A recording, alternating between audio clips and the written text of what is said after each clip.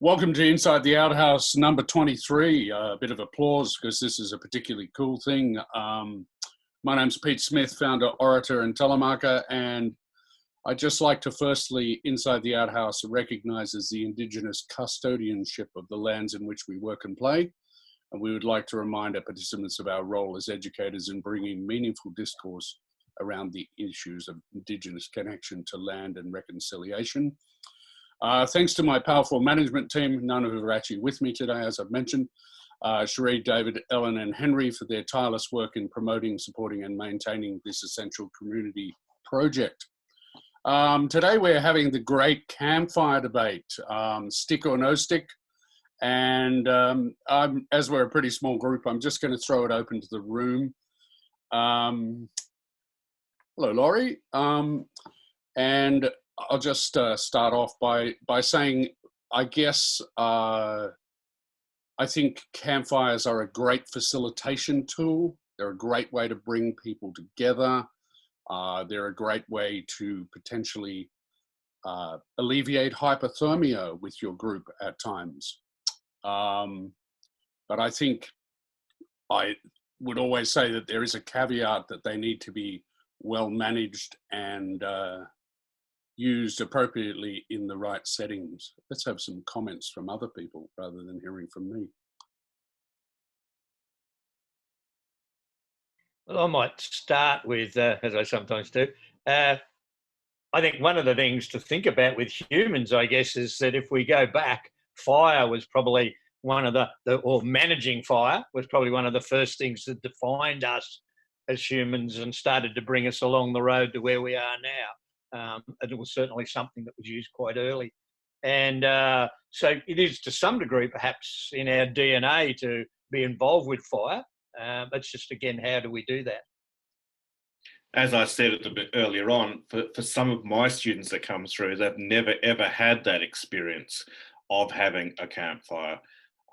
So it is important, it's meaningful for them.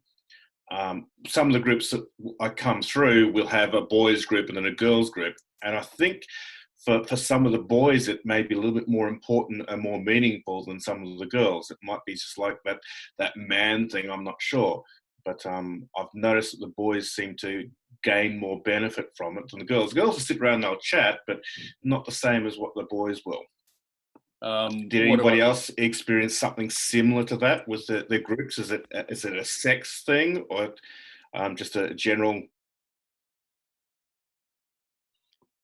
I do think that fire, a controlled fire, I mean, it's in the right situation with young people particularly, but also all sorts of people. I think it encourages people to talk about things and to share. So it can be a tool carefully used around a campfire, to have those campfire tales. I remember as a scout, you had the campfire and you did your marshmallows or whatever, made your damper on a stick, but it was around campfire songs and sharing and stuff. And I think fire does perhaps encourage that in us as well. Yeah, I agree with that comment there, that if you just had a lantern sitting on a table, you probably would have people leaving the group to kind of wander off and do things. There's something about that fire kind of draws people and keeps people around it, and keeps people's attention, and especially with teenage boys, I suppose, maybe that's what it is that they can open up because the attention isn't on them necessarily, the attention's on the fire, but they're just talking on the outskirts of it, and that does allow for that conversation to happen without everyone just kind of staring at them, and means they can open up. Yeah, I was going to just reflect on that the same, Israel, that it does seem that provides that neutral piece of space that enables people to talk.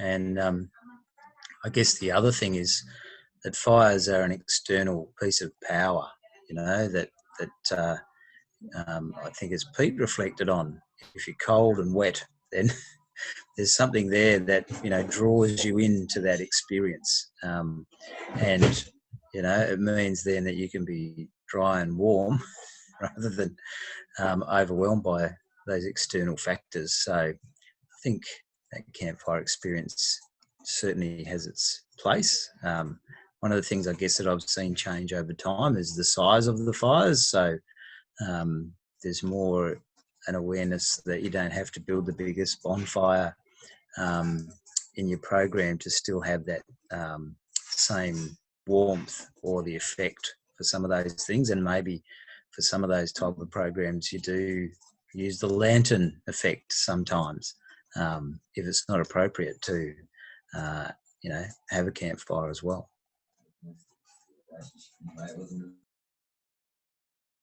Yeah, thanks, Jamie.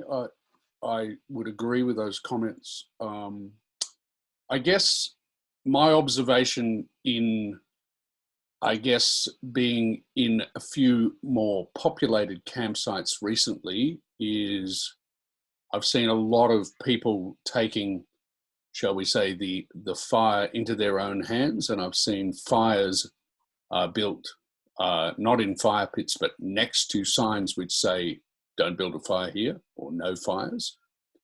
I've seen fires built on the side of, roads, and I think in lighting campfires or not lighting campfires, I go back to the fact that we all need to be probably teaching good skills around how to make a quality fire and where to appropriately have that fire as opposed to not have it.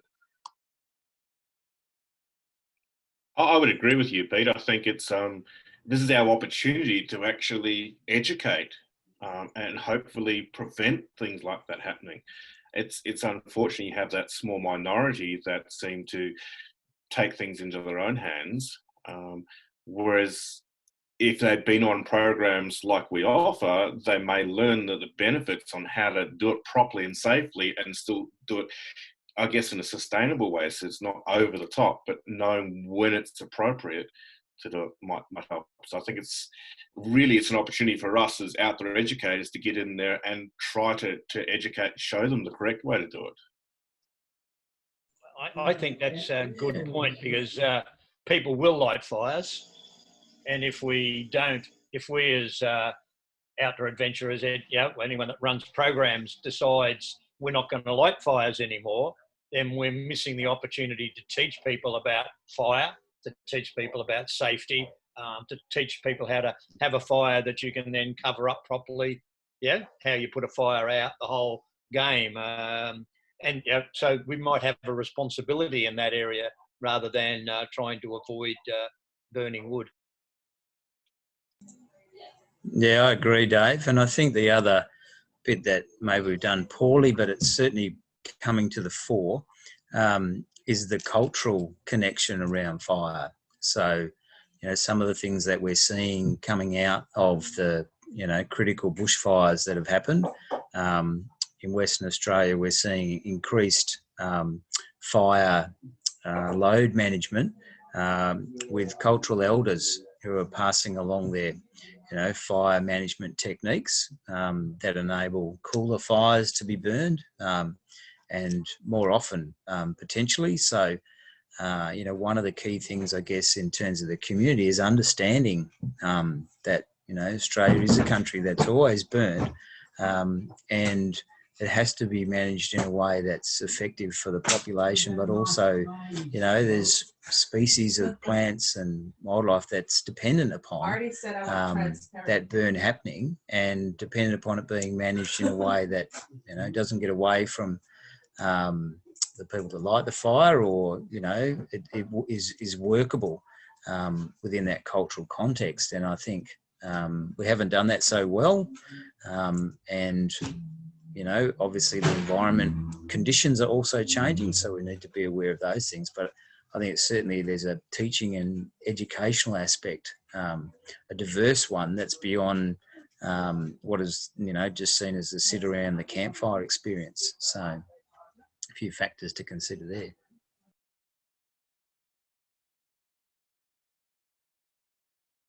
Yeah, I agree, Jamie. Can I ask the question of the room? I guess two-phase question.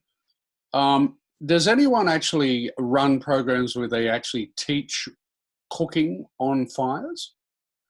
So that's the first part of the question. And I guess the second part of the question is, do you use fires as an integral part of, say, a debriefing kind of session?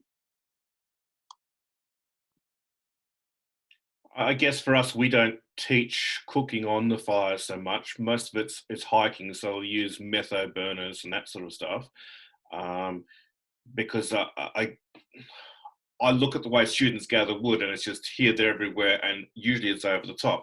And so this is a little bit more contained when they're cooking, and we'll use the fire more of as a end of the day debrief or something else like that, rather than, oh, we need to cook up. And it encourages too many little fires if we go that way, is what I think. I'd much prefer a communal one where they can all sit around and talk, and we can have that debrief.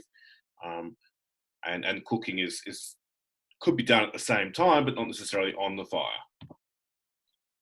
We use cooking in some of our recreational style activities, particularly ones that are just nature-based tourism, the walk, the hike, cook something. You might sort of do a bit of bush cooking, so to speak, using the old-fashioned methods, all sorts of ways. But I do find a number of our schools that say camp in a semi, like Mount Buffalo, we've got toilets and you've got a campsite and you've got places you can build fires.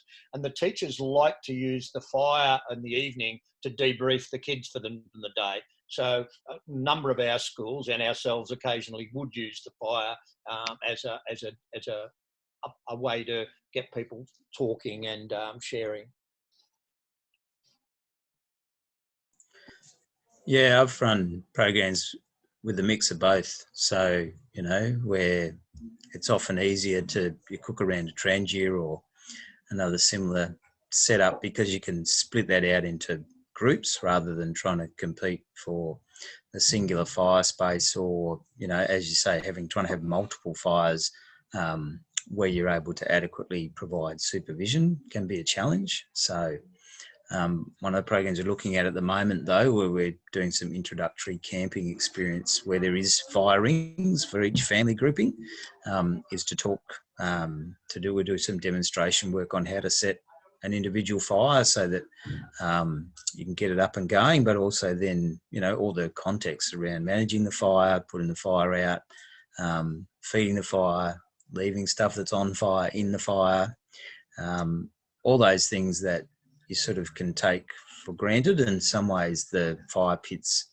in national parks are engineered so that fire doesn't get away, but the engineering only goes so far. You still need to have that awareness. And unfortunately, I've come across multiple fires that have just been left burning, or with huge logs hanging out the end of the fire that, eventually will burn along there, and then it will roll off into the bush that someone just, hasn't considered as part of their campfire protocol. So there's plenty of opportunity for that leave no trace education in the campfire area. So there's nothing better than cooking bacon and eggs on the campfire, is there? Another thing to consider, I think that fire has been a signal of safety. It's a safe place for most of human existence. A place. We want a fire. It keeps the animals away. Keeps you warm. Keeps the darkness and all the things that might go bump in the dark are sort of kept away by the fire in our minds. So I think that's still in our psyche to a degree. Whereas if we have a modern young people into society, that fire is only something to be terrified of, when it comes over the hills, I think that's missing what fire is all about. Bushfires are, can be quite dangerous, but if you understand fire and how, in the context we're talking about, it also perhaps helps you understand how dangerous fire can be and why, if there's any likelihood of a bushfire, you really should be somewhere else. Yeah, I think that's a good point, Dave, in terms of, that's a continual thing that we're trying to educate our whole culture around. Is probably more scared of fire. And what we actually need is awareness so that they can act in the face of fire. So, yeah, I think that's a good one.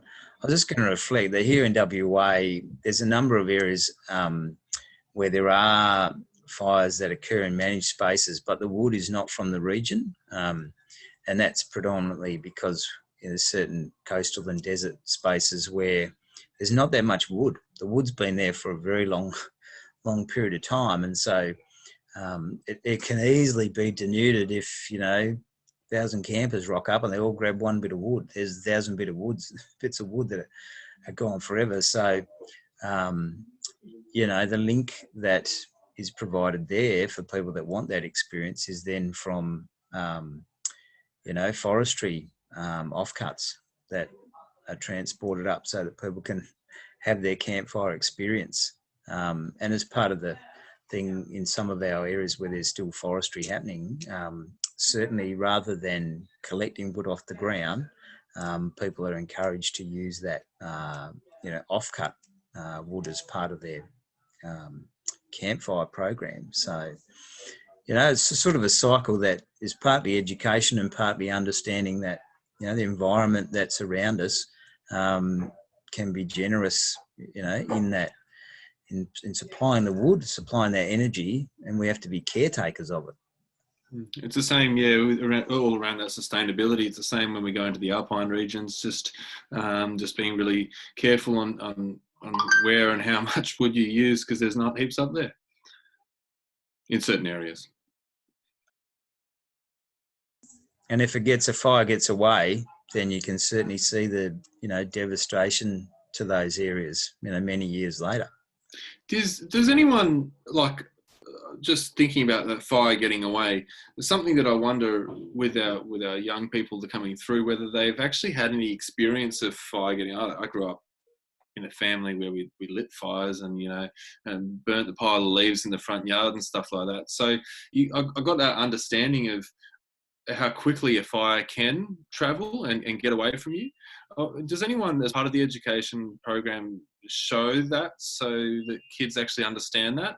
Otherwise, I suppose you can be just, okay, this is all controlled, but why is it controlled? I don't know. Is that something that needs to be taught?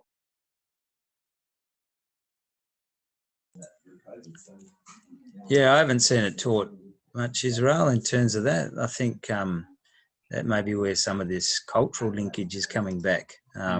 There's quite a bit of, social material online at the moment around cooler fires and that Indigenous type of fire management where people are in the thick of it, lighting the fires and talking about their cultural connection, which is a very, very different story to what we tend to see in the mainstream media and elsewhere, where you're going, here's the backdrop, the town is burning, everything's on fire, or if there's a burn off, it's light it, get out of here. So I think, some of that sort of storytelling is coming through that environment, and partly it's how do we continue to link into that, tell part of that story or invite people in to talk about that story so that people get that broader cultural connection to it, I think. I mean, there might be an opportunity to get some of the First Nations groups to do some good films, appropriate to whichever states we're in, that can be shown to, and it can be a part of learning how to live with bushfires, as well as what we're doing here, talking about. But you could also have not only the fuel reduction and the bringing back the bush burning, but how the First Nations people made small fires, just as big as they needed and things of that nature,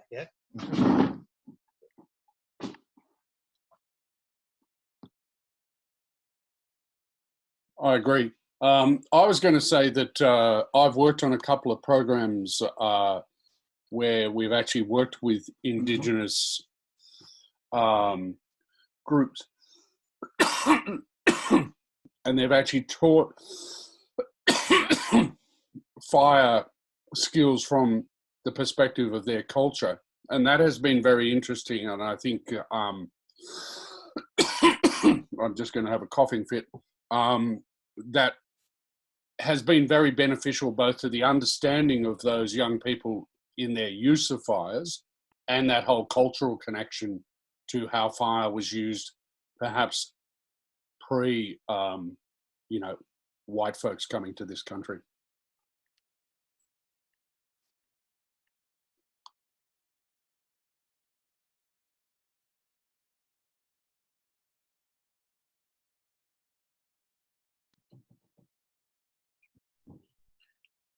I'm going to make a big fuss and welcome Cherie to the room. Hello, Cherie.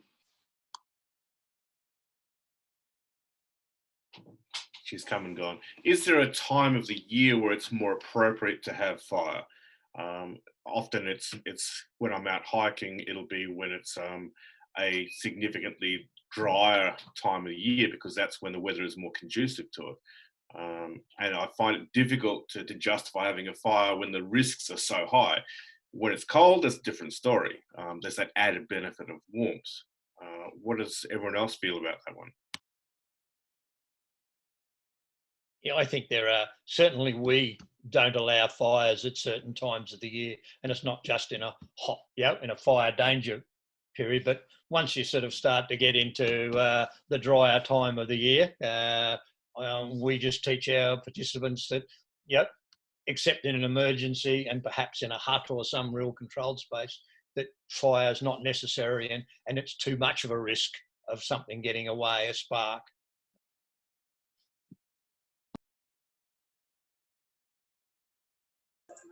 Yeah, I think that's certainly the case. So one of the ways in which our long end trails, so we've got trails that run over 1,000 k's from Perth down to Albany, and it's a diversity dependent on the type of terrain, whether those huts have fire pits, certainly for people that are walking, and then when they put in the cycling elements for the Mundabiddi, they don't have fire pits. And partly that's, one of these things that in terms of understanding the challenges to the land manager in those type of environments. So, continually, I guess we're trying to revise those practices that are out there to ensure that we can maintain safe access.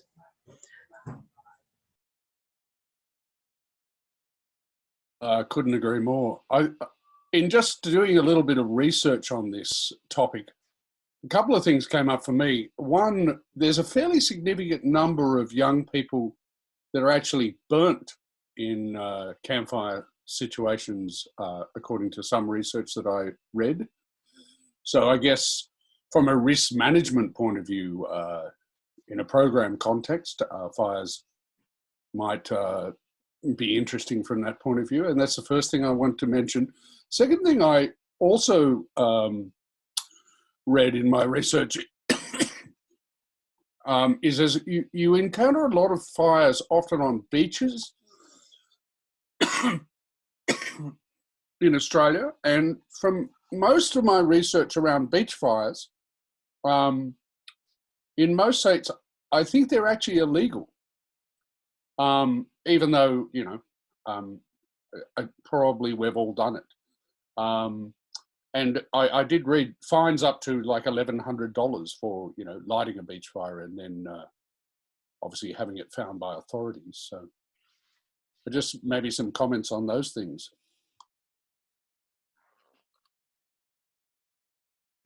Yeah, I definitely agree with you, Pete. Like that, managing that risk is one of the challenges, and certainly it's been raised in the sort of nature play movement around limited exposure of kids to fire, so not having that awareness. And one of those things has been to gradually increase that exposure for children to that sort of connection, so that they build that awareness that fire is something that needs to be managed. Like, it's not something that you can just leave and it'll do its own thing. And a lot of our stuff in our modern world is a bit like that. You turn the light switch on, well, that's it. We don't have to do anything more about it.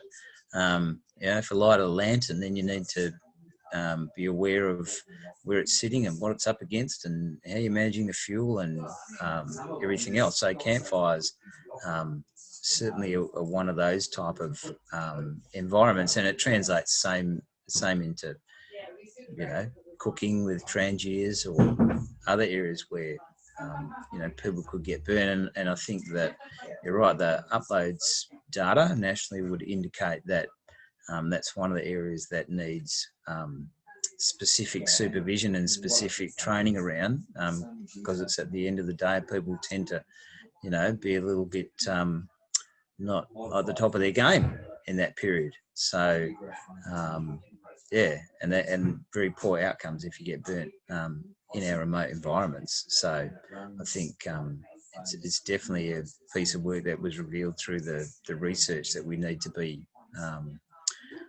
on the ball about.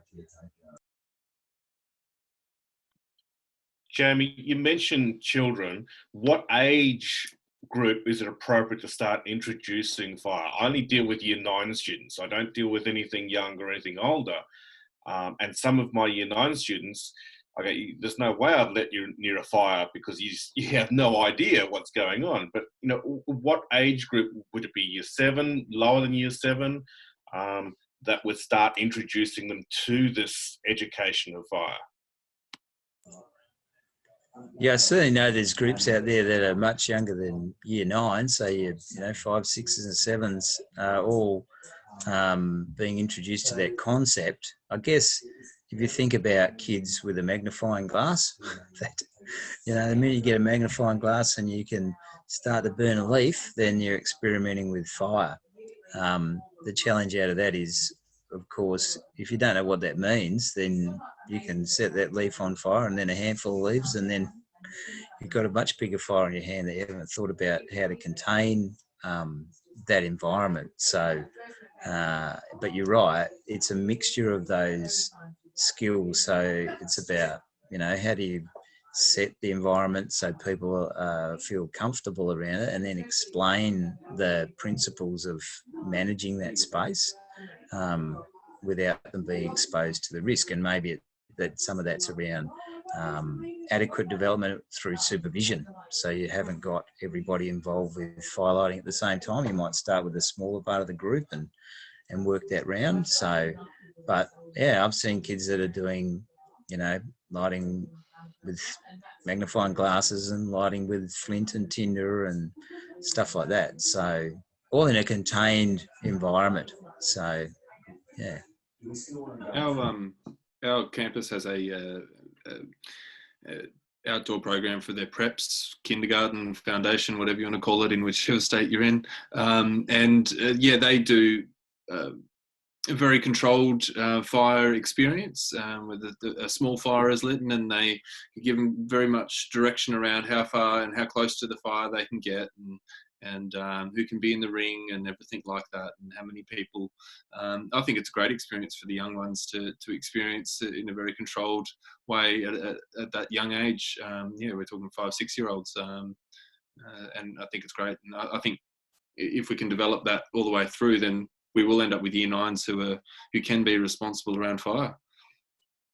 And I'm a member of Early Childhood Australia on and off, yeah, and the general thing is that you need to introduce, as you say, children under 8, yeah, to a whole range of risk management issues in a controlled environment, so that they take that and grow the risk management as they go through into primary school. I mean, by the time they're in Year 9, they're grown up. It's a bit late to teach them anything, but yeah, and they won't listen anyway. But everything can be managed. It's just a matter of having enough staff and the right systems. And do we want to do it in the first place? Of course, yeah.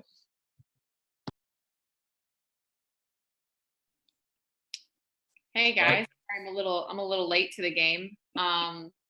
I done a little bit of research on because I didn't even know there was a debate on whether you should have fires or not, because I just thought, yeah, you should have a fire, because I really enjoy them.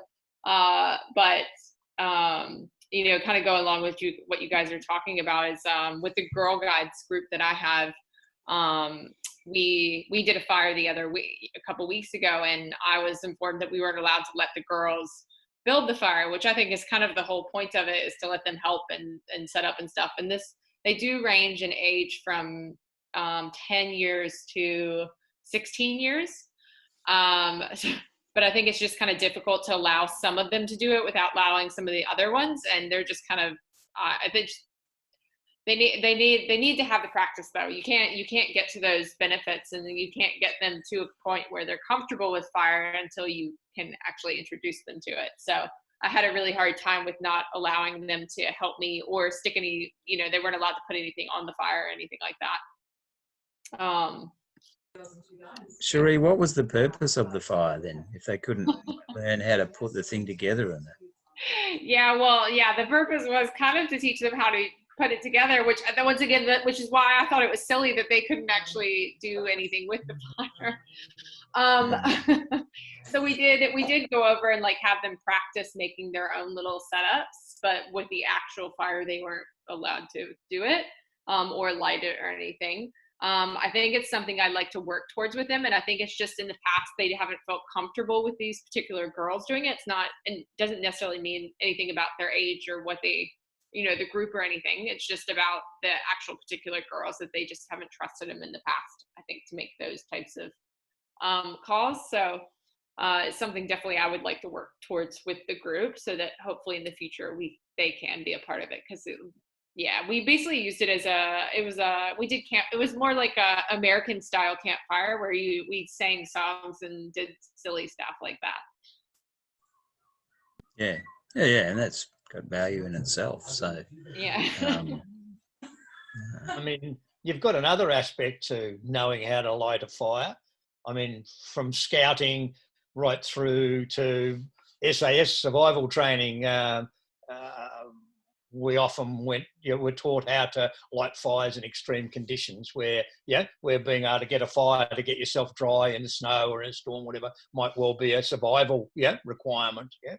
So, I mean, that's certainly been a little bit more detailed in the scouting, but even, as I said, in the regiment, it was something you were expected to be able to do in pretty awful conditions, how to find dry wood, how to find tinder to start, things of that nature.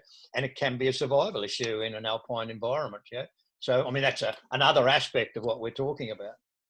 Has that been talked about as a benefit? Is that the fact that then if you teach them how to build a fire, then they're able to build a fire. Whereas if we only teach them how to use cook stoves, then what are we, taking away from them when they get in those situations where they don't have a cook stove or they've forgotten the fuel or they've forgotten, one thing or another.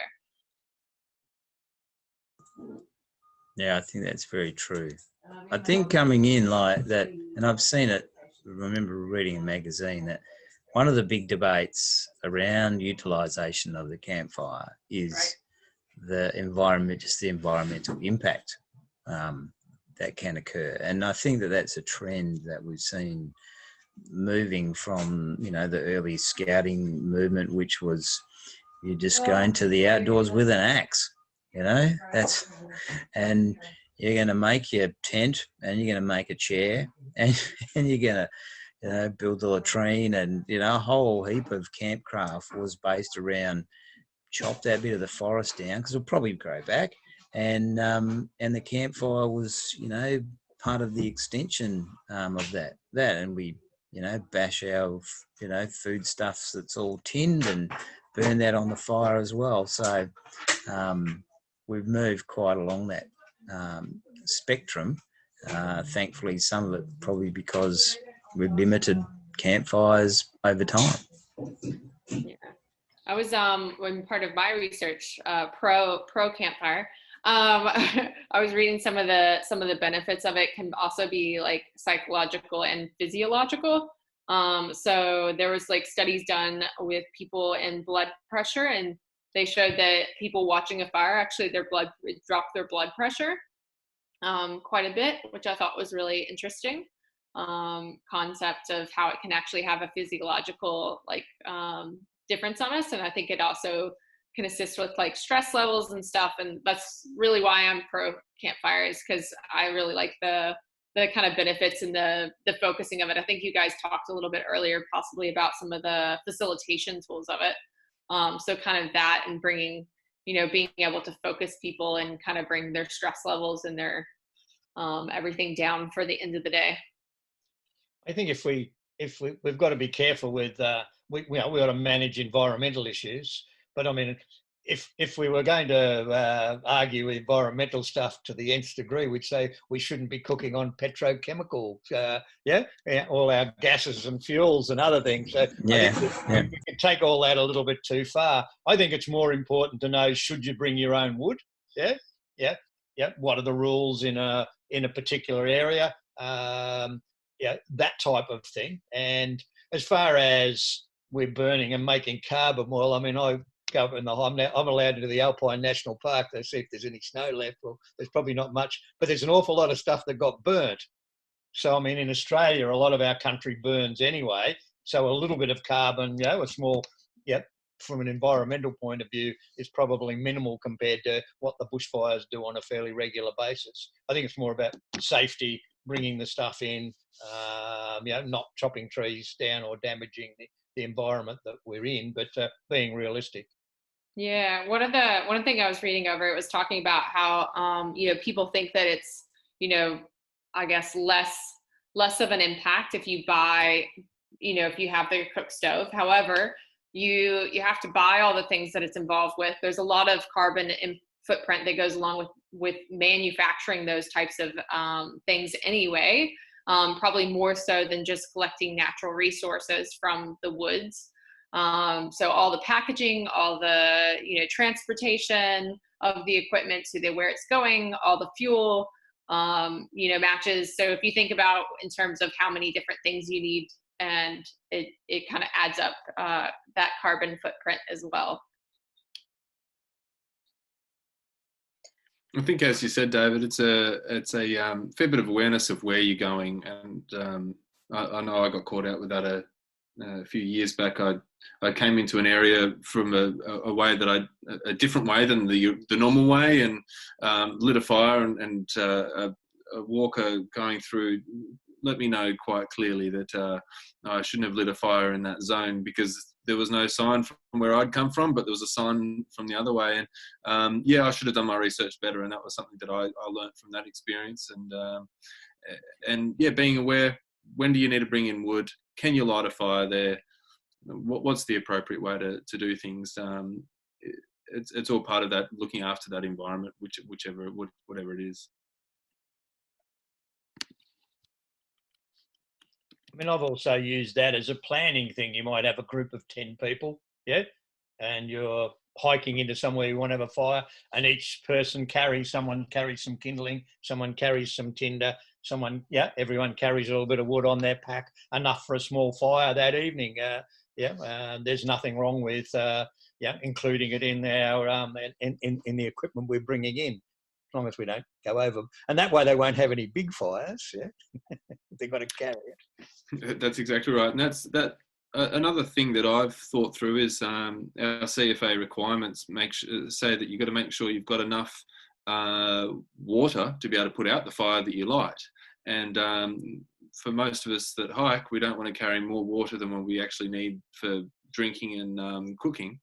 How do people go around? Is that do we plan for that and carry more water for the fires, or do we make sure that we carry a bucket up from a creek or something and have it sitting there? How do people deal with that side of things? I'll be interested in hearing other people's experiences. I'll make a comment. I think I've used fires mainly on situations where, shall we say, we've been camping in more static settings and not traveling, say, on a through hike, I guess is how I'd answer the question that you asked, Israel. So I think through hiking, lends itself to people scrounging wood from the areas that they're hiking in, which I don't think is necessarily a message we want to send to people when we're teaching good skills around fire. So I would suggest that unless you go with what David was suggesting, where you're actually carrying the wood on your hike to your location and then having a small fire with the wood you've carried, then I would suggest that I would tend to discourage fires on through hikes, but I would leave them to situations where you're in a more static situation and you're in a designated campsite which has potential for a fire, and you can bring wood in, or there is wood available by whoever's managing that particular site.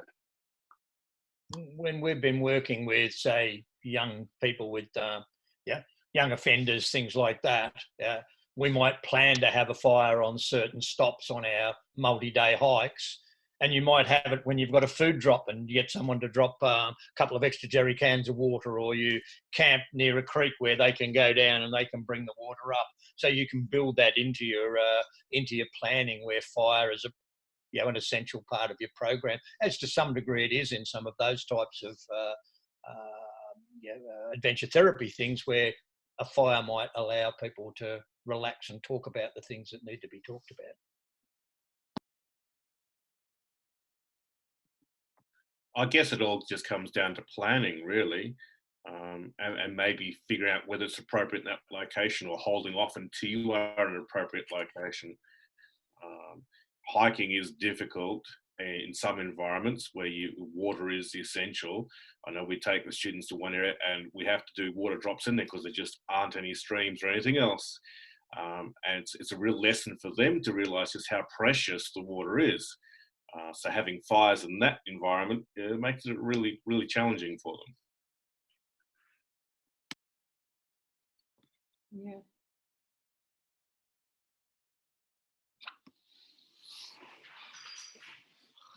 The other thing I guess I'll add to this conversation is I did read some research that was suggesting if you are carrying wood into campsites, whatever that wood happens to be, you just need to be aware of the content of that wood and whether it's actually going to mess with the ecological balance of that particular area by bringing, unwanted pests and various things in the wood into that region, which you then basically effectively burn. Maybe that's environmentalism gone mad, but it was something that I was reading in terms of when we are transporting wood from the outside into particular sensitive campsites.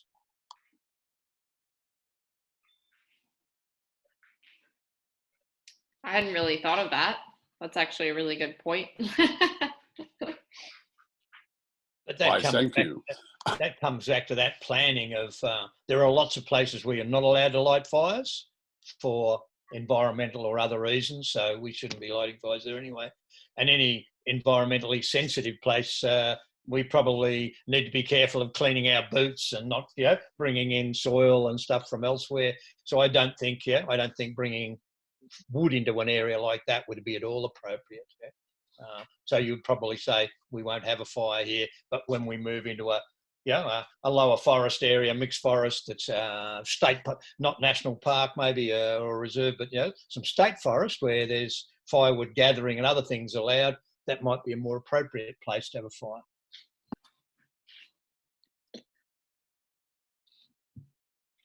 I just had a thought and it just escaped me. Have you guys, how do you deal with,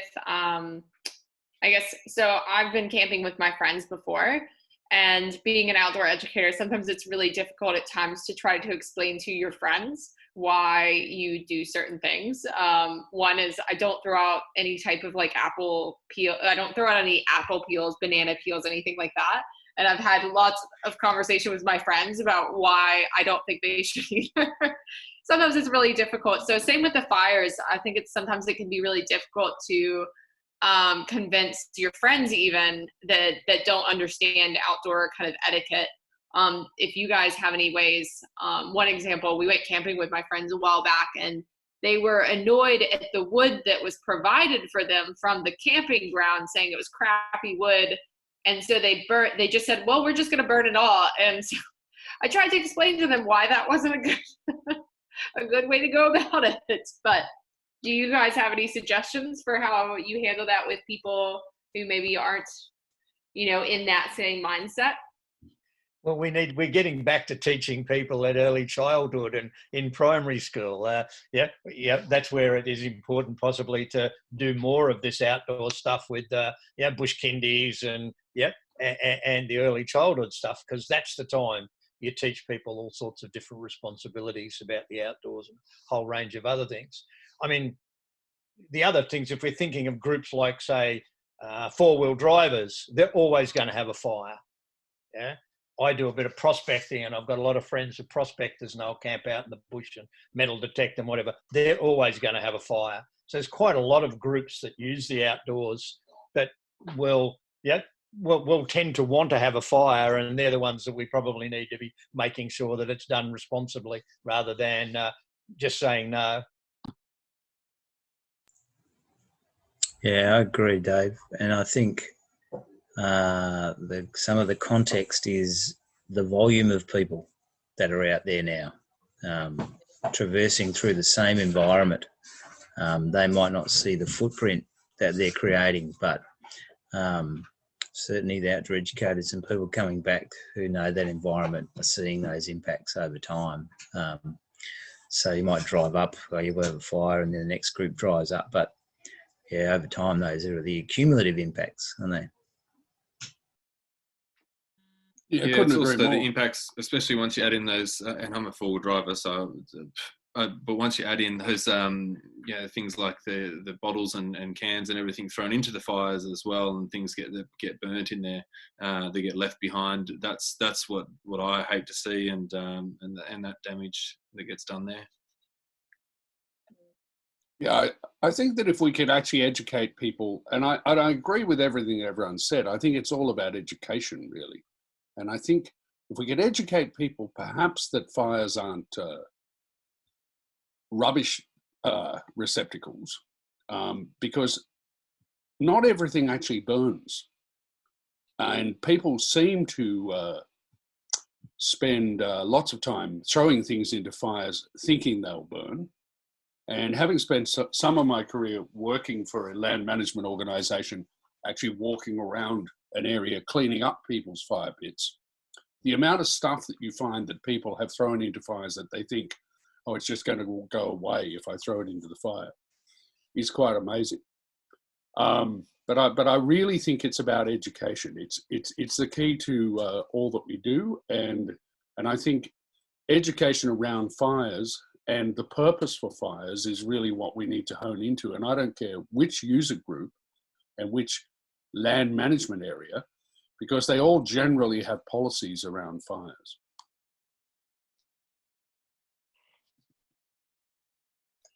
You're on mute there, Pete. Yeah, we lost the last thing you said.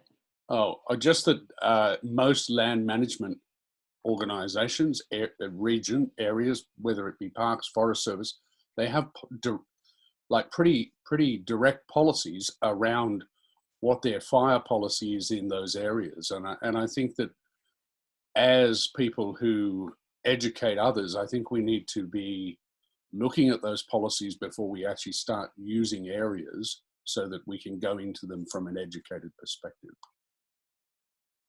I think we also should include land managers in the discussions, yeah? It's too easy for land managers to close things down when there might actually be value in something, yeah, in certain areas. So I think broadening this type of discussion on lots of things, but just on fire alone, is probably something we need to be bringing more people in. And it does start with us as educators as well, when it comes to respecting those rules that are put in place for campsites and things. You know, if we're teaching students that are in our care, oh look, it doesn't matter about that rule, it doesn't matter about that rule, then when they go out, then they're going to just say the same thing. That respect for those land care, that the rules that are there, the policies that are in place is key, I reckon. And I guess that goes back to role modeling as well. Like, even if other people won't do it, like at least showing that you're willing to do it. I always, even if my friends like, oh, you know, it's just an apple core or something like that, I always be like, okay, well, I'll take it then, if they're absolutely to take it with them, just to kind of, I guess, role model that behavior. And same with campfires, is making sure that, you know, or that we are doing what we need to do. Even though it's easier sometimes to just be like, oh, well, everybody else is doing it. I think, sure, you've got a couple of choices. You could just get new friends, but I think it's education. It's the way we educate people. If you come down really hard and fast or really hard on them, you're going to drive them away, and they're not actually going to learn from you. They're going to just go the other way. So I think it's how it's educated as well is all part of the process. Yeah, that's a really good point.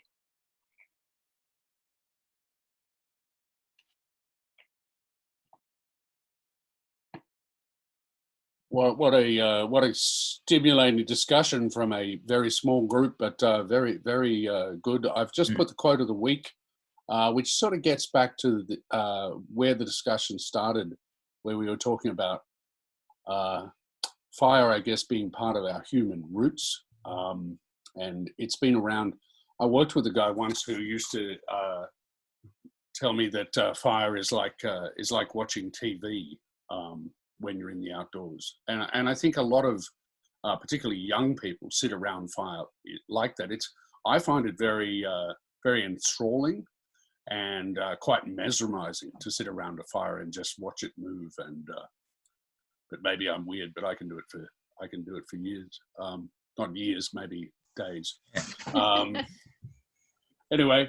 I'm a bit disjointed, so I don't have a video of the week, but thank you all very much for coming inside, and check out the website, of course, www.insidetheouthouse.org, and check us out on the socials, and we'll have the content of this discussion up soon. Let's just have some closing comments from people in the room.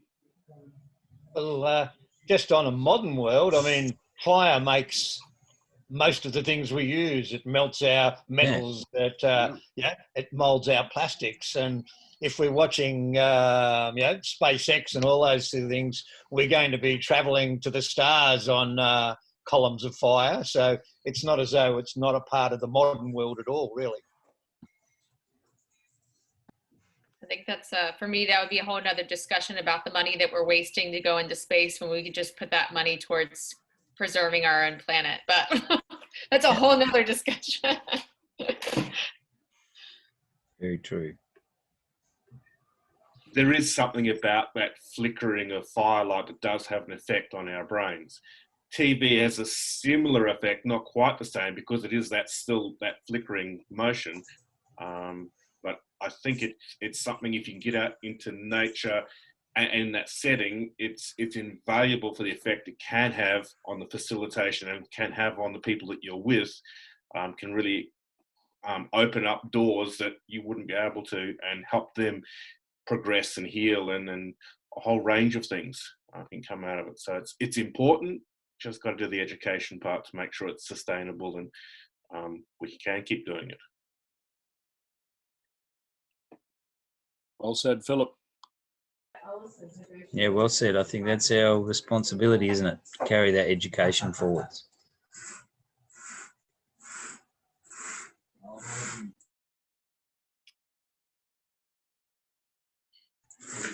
I'm going to head off, Pete, but thank you very much, and thanks for everybody for contributing to another exciting time in the outhouse.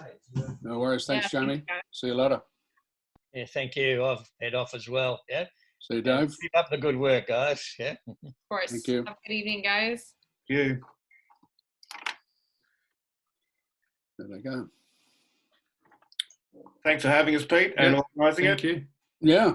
Brilliant. Next week, challenge by choice. I forgot to announce it, but I like it. yeah. Like that. I like Tell your friends about it. Yeah, might see if we can get a few more in. Yeah. That'd be good. I'll have to give them the choice though. Yeah, sure. Yeah. Challenge them and then give them the choice. That's right. Okay. All right, thank you. Thanks, See ya. Thank you. See you later. Yeah.